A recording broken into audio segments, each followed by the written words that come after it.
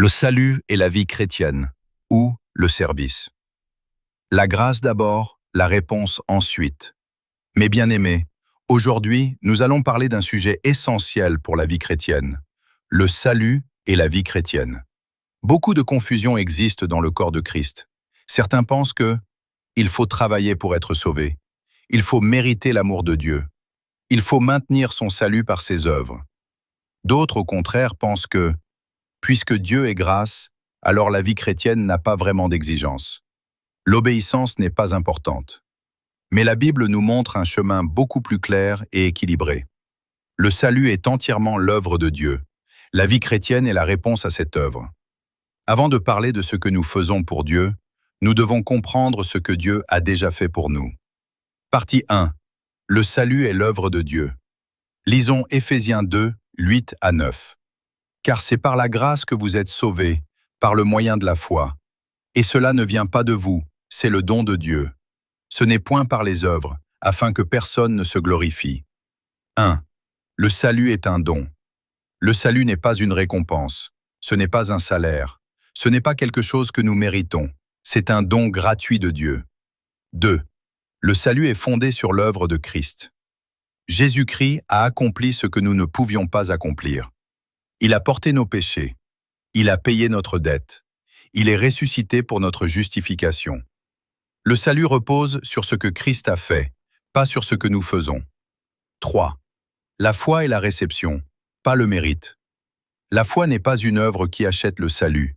La foi est simplement la main qui reçoit ce que Dieu donne. Partie 2. Le salut produit une nouvelle vie. Lisons 2 Corinthiens 5, 17. Si quelqu'un est en Christ, il est une nouvelle créature. Les choses anciennes sont passées. 1. Le salut ne laisse pas une personne inchangée. Quand Dieu sauve quelqu'un, il ne change pas seulement son statut, il change aussi sa nature intérieure. 2. L'œuvre du Saint-Esprit. Le Saint-Esprit commence une œuvre. Conviction, transformation, croissance spirituelle. Ce n'est pas l'homme qui se transforme seul, c'est Dieu qui travaille en lui. 3. Mais cette transformation est progressive. Un chrétien ne devient pas parfait instantanément. Il grandit, il apprend, il lutte parfois. La vie chrétienne est un processus de croissance. Partie 3. La vie chrétienne est une réponse à la grâce. Lisons Romains 12, 1. Je vous exhorte donc, frères, par les compassions de Dieu, à offrir vos corps comme un sacrifice vivant. Remarquez quelque chose d'important.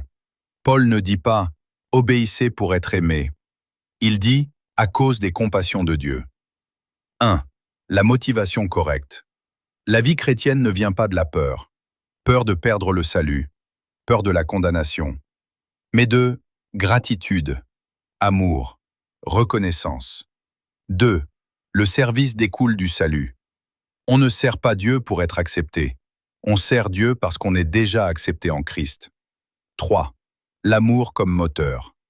Quand quelqu'un comprend vraiment ce que Dieu l'a pardonné, ce que Christ a payé, ce qu'il a reçu gratuitement, son cœur commence naturellement à répondre.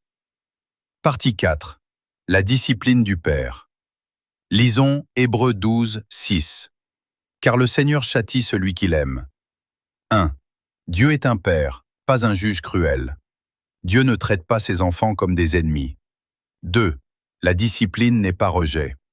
La discipline signifie correction, formation, restauration.